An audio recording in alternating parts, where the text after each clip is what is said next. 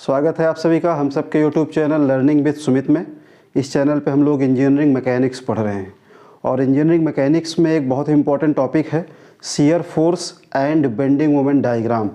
तो आज से हम लोग एक सीरीज चलाएंगे shear force and bending moment diagram का, जिसमें 3 तरह की बीम हम लोग सॉल्व करेंगे: simply supported beam, over hanging beam and cantilever beam. तो ये तीनों टाइप पूरा हम कवर करेंगे, इसलिए डेली आपको एक वीडियो मिलेगा SFD BMD पे। स्टेप बाय स्टेप इस प्रॉब्लम को समझिएगा और साथ में कैलकुलेटर, रजिस्टर, पेन, ये 3 चीज़ें आप लेके बैठिएगा और प्रॉब्लम को सॉल्व करिएगा हमारे साथ। तो आइए आज एक प्रॉब्लम लेते हैं और इसको हम लोग सॉल्व करते हैं shear force diagram and bending moment diagram का। क्वेश्चन में कह रहा है draw shear force and bending moment diagram, ठीक, of beam as shown in figure. ये एक सिंपली सपोर्टेड बीम है। सिंपली सपोर्टेड बीम क्यों है? क्योंकि बीम के दोनों एंड पे सपोर्ट है और इस पे 2 पॉइंट लोड है। SFD BMD की सबसे इजी क्वेश्चन ये होता है, लेकिन यहाँ से हमें कॉन्सेप्ट समझने में आसानी होगी। तो आज इसके कॉन्सेप्ट को समझिए, फिर आगे हम लोग और स्टैंडर्ड प्रॉब्लम लेके आएंगे और फिर उसका हम लोग SFD BMD बनाएंगे। तो देखिए, जब भी शियर फोर्स डायग्राम और बेंडिंग मोमेंट डायग्राम की बात होगी तो आप 3 चीज़ें ध्यान रखिएगा। हमें सबसे पहले क्या करना है, इस बीम का सपोर्ट रिएक्शन फाइंड करना है कि बीम पे एट पॉइंट ए, यहाँ पे जो सपोर्ट है इस पे कितना लोड आ रहा है और पॉइंट बी पे कितना लोड आ रहा है। जब रिएक्शन फाइंड कर लेंगे उसके बाद हम लोग SFD और BMD के लिए कैलकुलेशन करेंगे। तो आइए पहले हम लोग सपोर्ट रिएक्शन फाइंड करते हैं। दूसरा, आप ध्यान रखिएगा कि क्वेश्चन के नीचे, ये क्वेश्चन के नीचे इसका शियर फोर्स डायग्राम हम लोग यहाँ पे बनाएंगे और बेंडिंग मोमेंट डायग्राम उसी शियर फोर्स डायग्राम के नीचे बनाया जाएगा। तो इस बात का भी ध्यान रखिएगा कि इसके नीचे कोई भी कैलकुलेशन आपको नहीं करनी है, क्योंकि यहीं पे हम लोग क्या करेंगे, डायग्राम बनाएंगे SFD एंड BMD, ठीक। तो पहले हम लोग फाइंड कर लेते हैं कि एट पॉइंट ए कितना रिएक्शन आएगा, मतलब RA पता कर लेते हैं और B पे रिएक्शन पता करते हैं, जिसको हम लोग RB बोलेंगे, ठीक है। तो पहले कैलकुलेशन देखिए फॉर सपोर्ट रिएक्शन। तो रिएक्शन के लिए ये एक coplanar non concurrent force system है। हम लोग 3 इक्वेशंस अप्लाई कर सकते हैं। कौन कौन सी? सिग्मा FX इक्वल टू 0, एक इक्वेशन ये लगा सकते हैं। दूसरा हम लोग लगा सकते हैं sigma FY equal to 0, sigma FY equal to 0, और तीसरा हम लोग इसमें सिग्मा M, किसी भी पॉइंट के अबाउट मोमेंट लेकर के इन तीनों इक्वेशन की हेल्प से हम लोग सपोर्ट रिएक्शन फाइंड करते हैं। इस बीम पे कोई भी हॉरिजॉन्टल फोर्स नहीं है। बीम पे हॉरिजॉन्टल फोर्स नहीं है तो सिग्मा FX इक्वल टू 0 करने की ज़रूरत नहीं है। ये इक्वेशन हमारे लिए यूजफुल नहीं है। हम इसमें 2 इक्वेशन यूज कर सकते हैं, sigma FY and sigma M। तो पहले हम लोग सिग्मा M अप्लाई करते हैं। इसको लगाने से हमें एक अननोन मिल जाएगा डायरेक्ट। कैसे? देखिए, ए के अबाउट सभी फोर्सेस का मोमेंट लेते हैं। अभी हम कैलकुलेशन कर रहे हैं रिएक्शन के लिए।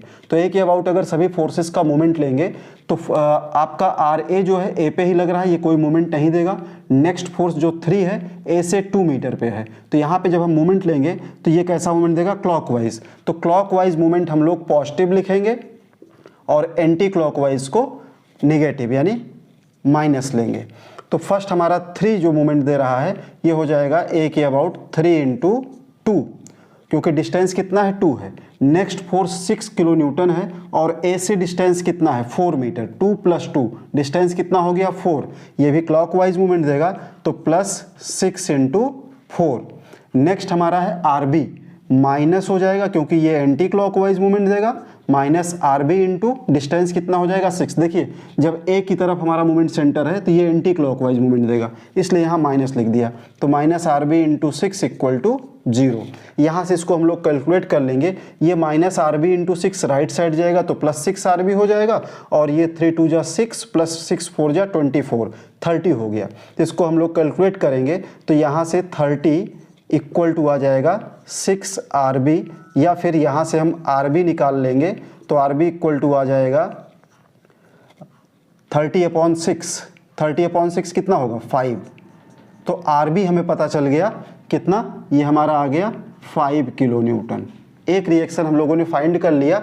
कौन सी इक्वेशन यूज करके? सिग्मा M अबाउट ए। यहाँ आप मेंशन कर दीजिएगा कि मोमेंट किस पॉइंट से आपने लिया है। जब भी आप मोमेंट लीजिए तो यहाँ पे वो सफिक्स लगा दीजिएगा, जिससे हमें पता चल जाए कि मोमेंट सेंटर क्या है। अब इसके बाद दूसरा रिएक्शन RA फाइंड करना है, तो इसके लिए हम लोग क्या करेंगे, सिग्मा Fy इक्वल टू 0 कर लेते हैं। तो सिग्मा Fy इक्वल टू 0 करेंगे, अगर हम सिग्मा Fy इक्वल टू 0 करते हैं तो देखिए इसमें हम वर्टिकल फोर्सेस को देखेंगे।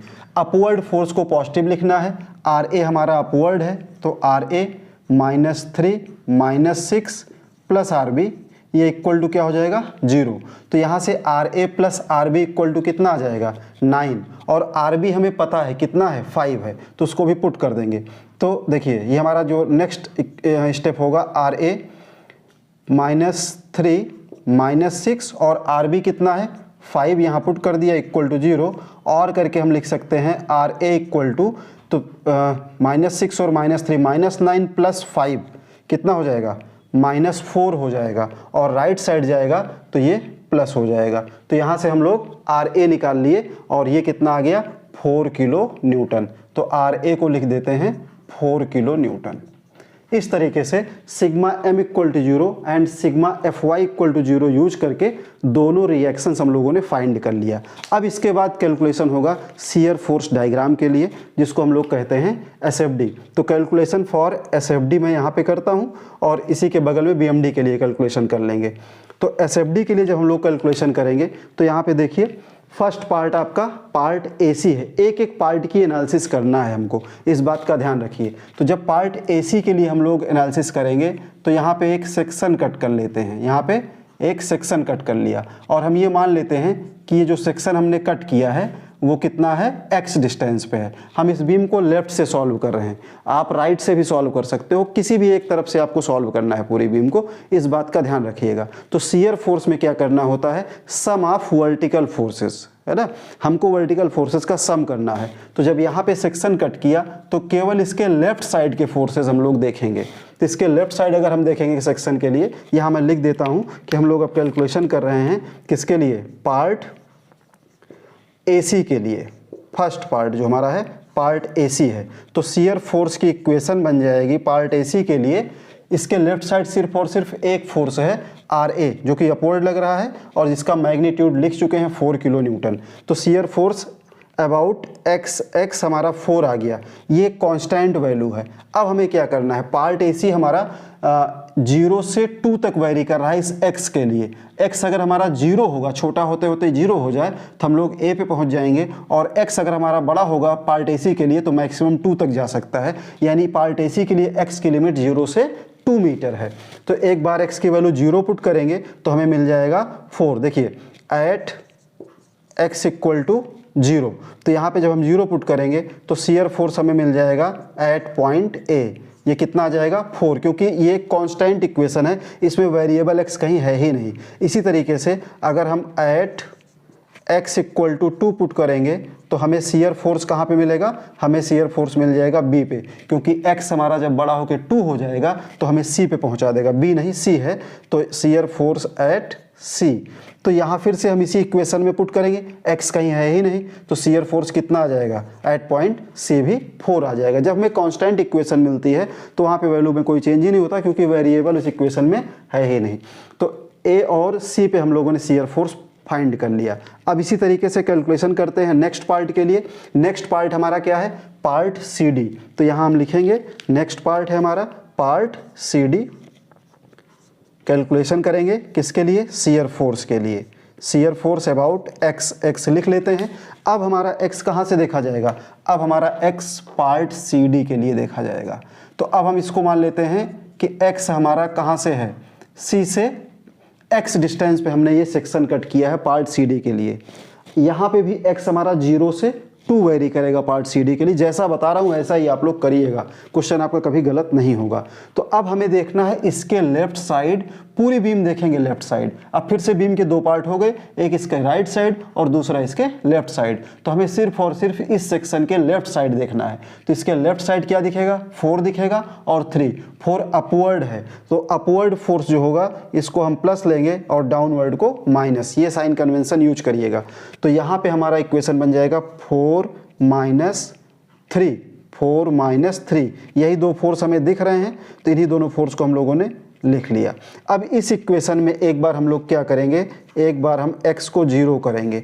x जब ये वाला हमारा 0 होगा तो हमें c पे पहुंचा देगा, तो हमारा शियर फोर्स आ जाएगा at point c, shear force at point c आ जाएगा। तो c पे कितना आ जाएगा 4 - 3। देखिए इस इक्वेशन में कहीं x है ही नहीं, ये भी एक कांस्टेंट इक्वेशन है, तो शियर फोर्स c पे हमारा आ जाएगा 4 - 3 करेंगे तो 1 किलो न्यूटन है, तो 1 लिख दीजिए। और इसी तरीके से एक बार x की वैल्यू पुट करिए, कितना 2, क्योंकि पार्ट CD की लेंथ कितना है 2 मीटर है, तो यहाँ से 2 पुट करेंगे तो हम पहुँच जाएंगे एट पॉइंट D, तो shear force at point D। अब इसमें हम x नहीं है, कांस्टेंट इक्वेशन है, तो D पे भी हमारा शियर फोर्स कितना आ गया 1 आ गया, 1 आएगा। 4 - 3 करना है तो 1 आएगा, ध्यान रखिएगा कैलकुलेशन।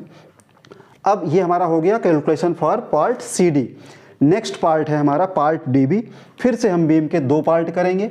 एक पार्ट हमारा इस सेक्शन के लेफ्ट साइड होगा, हम मान लेते हैं D से डिस्टेंस x है इस सेक्शन का, और दूसरा इसके राइट से हमें कोई मतलब नहीं है। अब बीम के इस सेक्शन से लेफ्ट साइड हमें सभी लोड को देखना है। तो पार्ट CD के लिए जो हमारी पार्ट DB के लिए जो हमारा इक्वेशन बनेगा वो यहाँ पे बना रहा हूँ। पार्ट DB के लिए हम लोग शियर फोर्स की इक्वेशन बनाते हैं। Shear force about x equal to, अब इसके लेफ्ट साइड सभी फोर्सेस देखिए, तो इसके लेफ्ट साइड 4 - 3 और -6। अब इतनी 3 फोर्सेस हमें दिखेंगे, 4 - 3 एंड -6। अगेन एक बार हम x की वैल्यू 0 पुट करेंगे, पार्ट DB की लेंथ 2 मीटर है, तो एक बार x को 0 करेंगे D पे पहुंचेंगे, और फिर एक बार x को 2 पुट करके B पे पहुंच जाएंगे। तो यहाँ पे लिखते हैं at x equal to 0 shear force at D, तो शियर फोर्स एट D आ जाएगा। इसमें कहीं भी x नहीं है, तो 4 - 3 -6, ये कितना आ गया -5। और फिर एक बार x की वैल्यू 2 पुट करेंगे। अगेन आप देखिए सेम इक्वेशन है ये हमारा पार्ट DB के लिए, कांस्टेंट इक्वेशन है, वेरिएबल x इस इक्वेशन में नहीं है, तो x इक्वल टू 2 कहीं पुट करने की ज़रूरत ही नहीं है। शियर फोर्स हमारा कहाँ पे मिल जाएगा, shear force at point B मिल जाएगा, और B पे भी कितना आएगा -5। इस तरीके से हम लोगों ने कैलकुलेशन कर लिया शियर फोर्स के लिए पार्ट DB के लिए। इतना आप लोग देखिए ज़रा, और कैलकुलेशन एक बार इक्वेशन आप मिलाइए, क्योंकि इक्वेशन अगर आप बनाना सीख जाओगे तो आपके लिए SFD बहुत आसान हो जाएगा। ये तो कैलकुलेशन हो गया शियर फोर्स डायग्राम के लिए। अब इसका डायग्राम यहाँ पे ड्रॉ करते हैं। देखिए शियर फोर्स डायग्राम कैसे बनाया जाता है, अब इसको समझिए। देखिए हमें क्या करना है, हमें एक हॉरिजॉन्टल लाइन, जिसको हम 0 लाइन भी कहते हैं, उसको हम यहाँ ड्रॉ कर लेंगे। यहाँ पे हम एक 0 लाइन ड्रॉ कर लिए। यहाँ पे कहीं भी हम चलेंगे तो शियर फोर्स हमारा क्या है 0 है। 0 के ऊपर पॉजिटिव वैल्यू और 0 के नीचे हमारा निगेटिव वैल्यू आएगा। तो A पे देखते हैं, अभी हम यहाँ पे हैं। शियर फोर्स देखिए A पे कितना आया है, शियर फोर्स A पे आया है +4। +4 हम एक स्केल मान लेते हैं कि इतनी हाइट, ये हाइट हमारा +4 है, इस हाइट को हम 4 मान लेते हैं। तो शियर फोर्स हमारा A पे 4 है, और फिर shear force next point C है, C पे भी 4 है, तो 0 से 4 हाइट सेम हाइट मिलेगी। देखिए तो हम 0 पे थे, 0 से इस 4 को मिला दिया, और फिर इस 4 से हम यहाँ पहुँच जाएंगे नेक्स्ट 4 पे। देखिए कांस्टेंट इक्वेशन जहाँ मिलेगी वहाँ उस पार्ट में आपको शियर फोर्स सीधी लाइन मिल जाएगी। इक्वेशन हमारी ये कांस्टेंट थी, शियर फोर्स अबाउट x 4 आया था, तो A और C पे हमने शियर फोर्स दिखा दिया। अब नेक्स्ट पार्ट हमारा पार्ट CD था। पार्ट CD में फिर से C रिपीट हो रहा है, यहाँ भी C हमारा था और यहाँ भी C है। अब हमारा C पे कितना आ रहा है 1 आ रहा है, तो 1 कहाँ पे आएगा, 0 से 1 यहाँ पे आएगा लगभग, ठीक, ये 1 आ रहा है। तो 4 से हम कहाँ पहुँच जाएंगे, 1 पे पहुँच गए। 4 से कहाँ पे पहुँच गए, 1 पे पहुँच गए, यहाँ पे लिख दिया 1। अब नेक्स्ट देखिए हमारा पॉइंट है D, shear force at D पे कितना है 1 है, तो ये 0 लाइन है, 1 यहाँ यहीं पे आएगा। तो हम अब क्या करेंगे, इसको शियर फोर्स को इसके साथ मिला देते हैं। ये यहाँ से यहाँ पहुँच गए पॉइंट D पे, और मैग्नीट्यूड कितना है 1 है, 1। थोड़ा सा ऊपर लिख देता हूँ जिससे आपको दिखे। तो अब हमारा ये CD के लिए SFD बन गया। नेक्स्ट पार्ट DB के लिए अब देखिए, तो पार्ट DB में अगर हम बात करें तो शियर फोर्स एट D कितना आया है, -5 आया है, तो -5 इसके नीचे जाएगा। हम ये मान लेते हैं लगभग ये हाइट है हमारा -5, 0 से नीचे की तरफ जाएगा -5, तो 1 से हम पहुंच जाएंगे -5 पे। 1 से कहाँ पे पहुंच गए, -5 पे। अगेन एट पॉइंट बी भी -5 ही है, तो -5 है, तो ये -5 सेम हाइट 0 से -5, हम यहाँ पे थे, यहाँ से -5 पे पहुँच गए। अब देखिए हमें ये रिएक्शन RB कितना मिला है, 5 मिला है, -5 और ये +5 RB आपका जो अपवर्ड लग रहा है कितना हो जाएगा 0, तो लास्ट में हमें क्या करना है, इसको यहाँ से मिला देना है। तो ये हमारा शियर फोर्स डायग्राम बन गया, ये बन गया शियर फोर्स डायग्राम। ये तो कैलकुलेशन और डायग्राम बन गया किसका, शियर फोर्स डायग्राम, ये SFD बन गया। अब इसके बाद इसका बेंडिंग मोमेंट डायग्राम कैसे बनेगा उसको समझिए आप लोग। BMD के लिए हम लोग अब कैलकुलेशन करते हैं, यहाँ पे करते हैं ही बगल में calculation for bending moment diagram. देखिए तो बेंडिंग मोमेंट डायग्राम के लिए अब हम लोग कैलकुलेशन करेंगे, कैसे करते हैं इसको समझिए। एक एक पार्ट की एनालिसिस करते हैं, थोड़ा और ऊपर बनाते हैं, इसको लिख देते हैं क्योंकि हमारे पास स्पेस है, यहाँ लिख देता हूँ कैलकुलेशन फॉर BMD। ठीक, BMD में हम लोग क्या करेंगे, क्लॉकवाइज मूवमेंट को पॉजिटिव और एंटी क्लॉकवाइज मूवमेंट को नेगेटिव, इस साइन कन्वेंशन के साथ हम लोग बेंडिंग मोमेंट डायग्राम कैलकुलेट करते हैं। तो फर्स्ट पार्ट हमारा BMD के लिए क्या है, देखिए फर्स्ट पार्ट वही रहेगा, पार्ट AC, तो यहाँ लिख दीजिए, यहाँ लिखिए कैलकुलेशन फॉर पार्ट AC। ये पार्ट AC के लिए कैलकुलेशन करते हैं और बेंडिंग मोमेंट की इक्वेशन बना लेते हैं। तो बेंडिंग मोमेंट की जो इक्वेशन बनेगी पार्ट AC के लिए, बेंडिंग मोमेंट कहाँ से लेंगे, जहाँ पे सेक्शन कट किया है। अब ध्यान रखिएगा, यहाँ पे मोमेंट कहाँ से लेंगे, जहाँ पे सेक्शन कट किया है। तो यहाँ पे सेक्शन कट किया है पार्ट AC के लिए, तो इसी पॉइंट से हम लोग मोमेंट लेंगे। अब तो बेंडिंग मोमेंट अबाउट XX लेते हैं, और इसके राइट से हमें कोई मतलब नहीं। बीम के दो पार्ट हैं, एक लेफ्ट पार्ट दूसरा राइट, लेफ्ट से कैलकुलेशन कर रहे हैं तो राइट पार्ट से हमें कोई मतलब नहीं। यहाँ पे हमने पेन को रखा और देखिए ये RA इसको क्लॉकवाइज मूवमेंट दे रहा है। RA कितना है 4, तो 4 × x, इस डिस्टेंस से जब हम मल्टीप्लाई करेंगे तो मूवमेंट हमें मिल जाएगा 4 × x। ये हमारा BMD पार्ट AC के लिए इक्वेशन बन गया। अब इसमें एक बार x की वैल्यू 0 पुट करेंगे तो बेंडिंग मोमेंट कहाँ मिल जाएगा, एट पॉइंट A। तो 4 × 0, देखिए यहाँ केवल 4 मिला था और यहाँ 4x मिल रहा है, तो 4 × 0 करेंगे तो ये कितना हो जाएगा, 4 × 0 0 हो गया। और फिर एक बार x की वैल्यू पुट करेंगे, कितना, पार्ट AC के लिए x हमारा 0 से 2 तक वेरी कर रहा है क्योंकि पार्ट AC की लेंथ 2 मीटर है। तो at x equal to put करेंगे तो ये हमको पहुँचा देगा एट पॉइंट C। 4 × 2 कितना हो जाएगा, 8 हो जाएगा। 4 × 2 कितना आ गया, 8 आ गया। तो बेंडिंग मोमेंट C पे मिल गया 8। अब इसके बाद नेक्स्ट पार्ट है, नेक्स्ट पार्ट हमारा क्या है, नेक्स्ट पार्ट है पार्ट CD। अब हम लोग कैलकुलेशन करेंगे BMD पार्ट CD के लिए, तो इसी के नीचे करता हूँ कैलकुलेशन फॉर पार्ट CD। देखिए पार्ट CD, तो पार्ट CD के लिए हम लोग इक्वेशन बनाएंगे BMD की।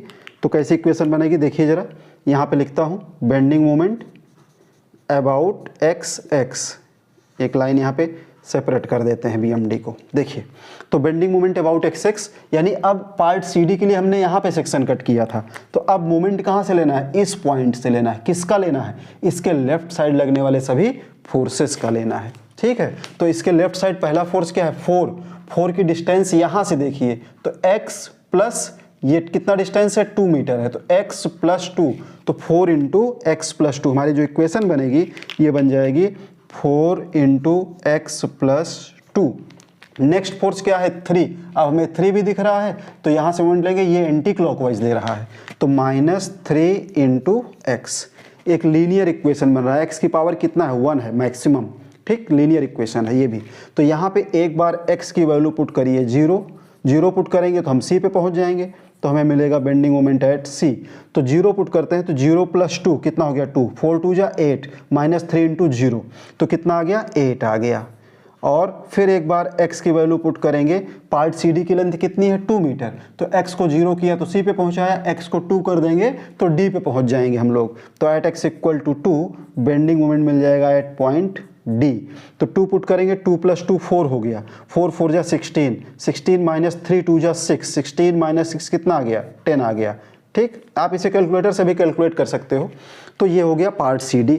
नेक्स्ट पार्ट क्या है, next part is part DB। अब हम लोग कैलकुलेशन करते हैं पार्ट DB के लिए। पार्ट DB के लिए हम लोग बेंडिंग मोमेंट की इक्वेशन बनाएंगे। कैसे बनाएंगे, मोमेंट सेंटर अब ये वाला हमारा सेक्शन हो जाएगा। इस पॉइंट से मोमेंट लेंगे इसके लेफ्ट साइड लगने वाले सभी फोर्सेस का।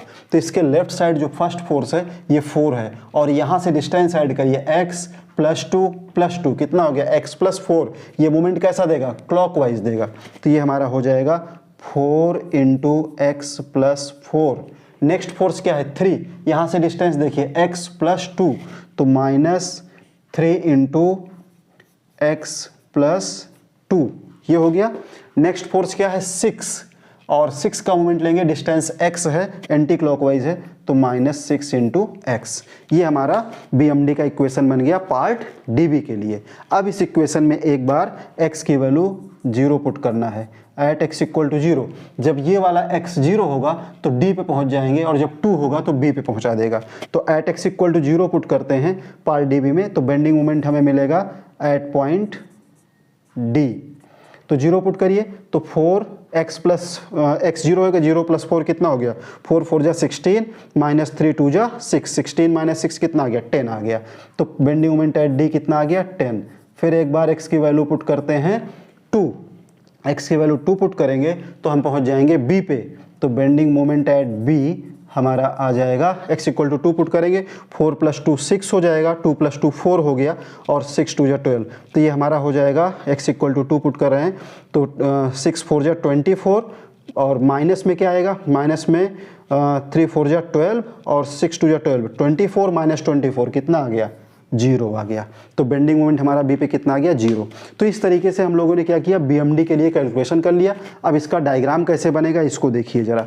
अगेन हम लोग करेंगे क्या, एक जीरो लाइन ड्रॉ करते हैं, समझिए इसको। एक जीरो लाइन ड्रॉ कर लिया, ये एक जीरो लाइन ड्रॉ कर दिया, बिल्कुल सीधी लाइन इसको आप लोग ड्रॉ करिएगा। ये लाइन जितना सीधा रहेगा उतना अच्छा लगेगा आपका बेंडिंग मोमेंट डायग्राम, ठीक है। आप चाहो तो स्केल भी यूज कर सकते हो इस जीरो लाइन को ड्रॉ करने के लिए। इस जीरो लाइन को ड्रॉ करने के लिए आप स्केल भी यूज कर सकते हो। चलिए मैं ऐसे ही खींच दे रहा हूँ, आप लोग सीधा बनाइएगा। तो A पे अभी हम यहाँ पे हैं, A पे बेंडिंग मोमेंट देखिए कितना है, बेंडिंग मोमेंट एट A है 0, तो यहीं पे रुक जाते हैं। Next bending moment at point C कितना आ रहा है, 8 आ रहा है, तो ये हमारा पॉइंट C है। यहाँ पे हम ये मान लेते हैं कि इतनी हाइट ये 8 हो जाएगा, 8। तो अब देखिए इक्वेशन कैसा है आपका, पार्ट AC के लिए जो इक्वेशन है लीनियर है, x की पावर 1 है ना, तो लीनियर इक्वेशन है, तो इसको सीधा सीधा आप मिला दीजिए यहाँ से। नेक्स्ट पॉइंट पे आइए, अगेन हमारा पार्ट CD में बेंडिंग मोमेंट एट C कितना है, 8 है, तो 8 है तो कोई चेंज नहीं होगा, यहीं पे हम लोग रुक जाएंगे। नेक्स्ट पॉइंट D है, बेंडिंग मोमेंट एट D कितना आ रहा है, 10 आ रहा है, तो 10 इससे थोड़ा सा ऊपर आएगा, ये 10 थोड़ा सा ऊपर आएगा ये। तो अब इसको हम क्या करेंगे, लीनियर इक्वेशन है इस पार्ट में, यहाँ से मिला दिया।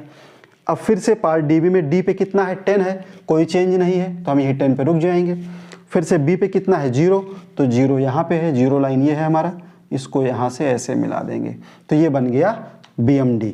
तो इस तरीके से हम लोग शियर फोर्स डायग्राम और बेंडिंग मोमेंट डायग्राम किसी भी बीम के लिए बना सकते हैं। ये हमारी एक सिंपली सपोर्टेड बीम थी, ऊपर SFD बन गया और नीचे ये बन गया BMD, ठीक। तो इसमें सभी वैल्यू पॉजिटिव थी तो BMD आपका जीरो लाइन के ऊपर बन गया, अगर नेगेटिव होती तो जीरो लाइन के नीचे भी कुछ पार्ट आ जाता।